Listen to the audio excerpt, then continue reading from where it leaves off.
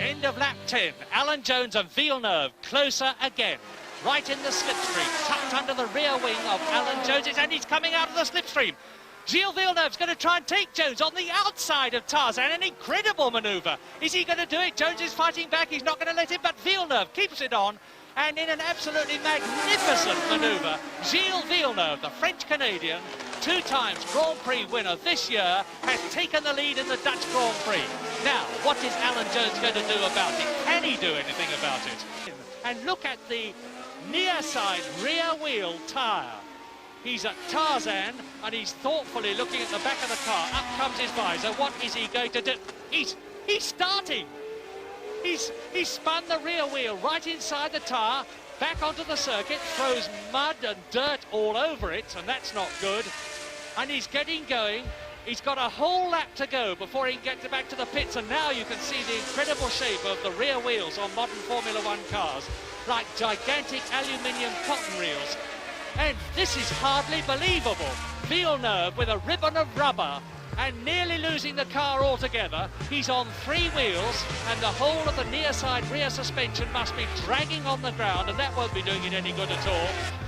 There's Piquet past him, and look at that, Sparks, he's on 2 wheels, not 3 wheels, and the whole of that near side wheel, rear wheel, is ripped off the suspension. It's dragging behind the car like a broken limb, and still Villeneuve motors on, determined to get back to the pits. And look at the offside front wheel right off the ground as the rear drags, and it's a miracle that the car isn't catching fire with all those sparks flying from the skirts and the near side, and he's doing a wheelie as he goes down the straight there. As they come to lap 76, closing up on De Angelis, and Arnoux pops out and has a look. That's Jody Scheckter in the background as being lapped. Arnoux has another look. And Villeneuve locks up his tyres. He is trying very, very hard indeed. 4th gear, up into 5th when they go over the crest of the hill. Up to 160, 165 miles an hour as they come down to the right-hander at Villeroy. And it's there that they can pass, and Arnoux going to do it. René Arnoux is challenging for 2nd as they come up to Villeroy, but Villeneuve will not give way. Arnoux's got the inside line and the shorter line, and he takes 2nd place as they go into the right-hander and the left at Sablier. And now Renaults indeed are 1st and 2nd in the French Grand Prix, and the French crowd is going mad, roaring in the background. Well, this is incredible. The twin-turbo Renaults appeared at Monaco, not their circuit. And now we're into the start of the 79th and last lap but 1 with René Arnoux 2nd, and Villeneuve go. Incredible! Villeneuve stood on everything, locked up his tyres, got the line, and he's back into 2nd position on the last lap but 1, and the French crowd aren't very happy about that, and who can blame them? This is incredible. This is the 79th lap in this 80-lap historic French Grand Prix, the oldest Grand Prix of them all. This is the 65th Grand Prix, and there has never been a more exciting battle for a major position than this one, with such French interest. Jabouille still ahead. And he's closed right up on Villeneuve, and he's going to try again. They're coming into the start of the last lap behind Jochen Maas in the A2 Arrows. And Arnoux does it, does he? And Villeneuve locks up. And Villeneuve has had to go wide, and Arnoux's on the inside as they go round Villeroy. He's got the shorter line. He's got second position. He's got second position. He's through. They back wheels. He's off. He's off. And he's back again. René Arnoux off the circuit and back again, and now Villeneuve's in second position, and this is the last lap. And Villeneuve goes over the corrugations, and he nearly loses the front as they go up to Parabolique on the 80th and last lap. And he's back, he's in second position. Villeneuve is second in the Ferrari. Down to third position goes Arnoux. To La Bretelle, 80th. 80th lap in this 80-lap race, and there's less than a third of it to go. Now, can Arnoux, on the tremendously fast La Combe Courbe de Poix section, 150 miles an hour. Piquet is still leading in the Brabham on lap 54 out of 76, but that's Piquet! You've joined us at a tremendously dramatic moment, because Piquet is clearly out of the race into the Armco. My goodness, what excitement at Monaco. Round Laurent, he can almost push the clutch home and close in now. Gilles Villeneuve is the Ferrari mechanics are already out in the road, and Villeneuve is accelerating away, and Gilles Villeneuve in the Ferrari wins the Monaco Grand Prix. One of the most exciting we've seen in a succession of exciting Grand Prix.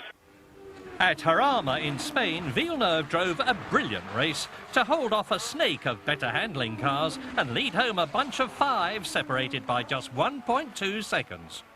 Ferrari leads Williams, leads Talbot. Turbocharged 1.5 litre engine leads a Ford V8 engine, leads a Matra V12 engine, and again Reutemann challenges, and again Villeneuve holds him off.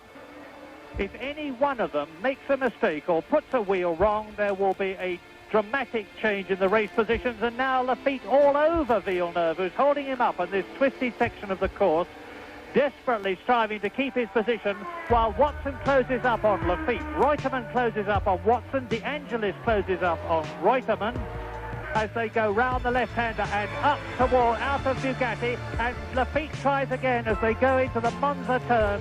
Now there's just a short stretch from the Monza turn to the tunnel turn. This is the last few hundred yards of the Spanish Grand Prix, and Laffite tries.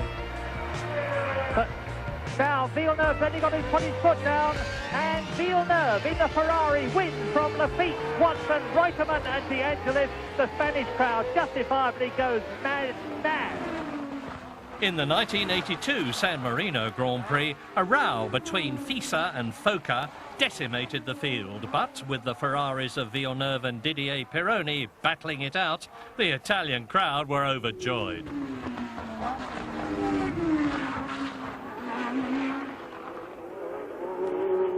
And Villeneuve made a mistake. He just went wide, lost traction, and Pironi nipped through. Just a little mistake from Villeneuve, and that's what it's cost him. It's cost him the lead. Now, let's see if he can fight back.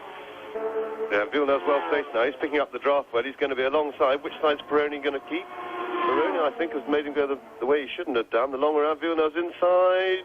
Ooh! Absolutely side by side. But Villeneuve's got the line up the hill into the next corner. And look at the ATS right in the line of both of them, and Villeneuve takes his opportunity, comes out to the left, and it could be that Pironi's going to be balked, and they go through absolutely together, and Villeneuve leads again.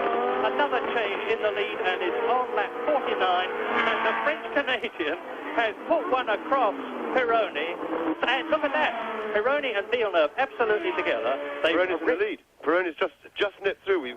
Unfortunately, the director was away, but Villeneuve is going to respond here, possibly. So I would suspect that what happened, that was on the straight, I would suspect that Villeneuve made a bit of a mistake coming out of the complex before the pits, came out a bit slowly, and Pironi had the chance to pick it up. So we've definitely got a fight, because I don't think Villeneuve's the sort of man to take much notice of slow signals from the pits, and I would think that he'll desperately want to fight back. He'll be mindful of championship points and all the other implications. But they're going to arrive together, and can Pironi push him? Oh, I said he was. Villeneuve wasn't so far off, giving him one up the back then. But Pironi is defending that position with all he's got. Yeah, he's well placed now. He's right behind him, and he's going to get by on the straight, but can Peroni defend his situation down to the corner? They're going to arrive together with Villeneuve, but just the advantage is going to be a little bit in front. And he's done it exactly as he did it before. He was on the outside on the right-hander, on the left side on the left-hander. That gave Villeneuve the advantage. Which of Canada. It's a and look at that wing. Gilles Villeneuve's in real trouble. Gilles Villeneuve's front wing has gone right up in front of him now. I am sure he has to be black flagged. There is no way that they will allow Gilles Villeneuve to continue around this racetrack. I think what you'll find is that he will go as far as the pit, come into the pit, have it immediately cut off by the Ferrari engineers. No doubt some of them might be watching our telecast here, but Jacques, Gilles' visibility now is almost nil, as you can imagine. That thing is only a matter of, I would say, 2 or 3 feet from his line of vision, and so therefore he's driving blind to a very large extent. I'm sure if he does go around one more time, he will be black flagged. If I were he now, I would make no attempt to do an extra lap. We have no indication as to when this checkered flag will come down. This is why everything is very much on tender hooks here.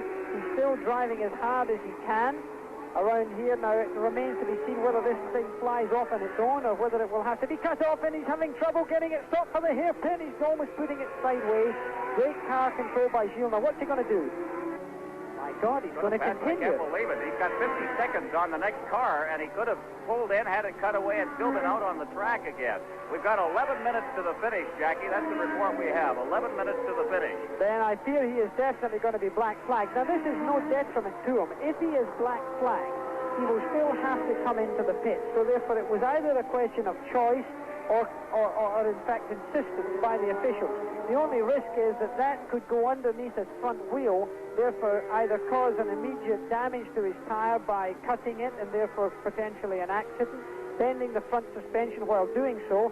You also saw him clipping the curb there unnecessarily because, of course, he wasn't getting good visibility. He couldn't see the racetrack as he would normally do, and of course a lot of it is guesswork when it comes to lining a car up for a corner in advance if you can't see the apex of the corner. So I can see now that the officials will certainly be in discussion as to what is going to happen.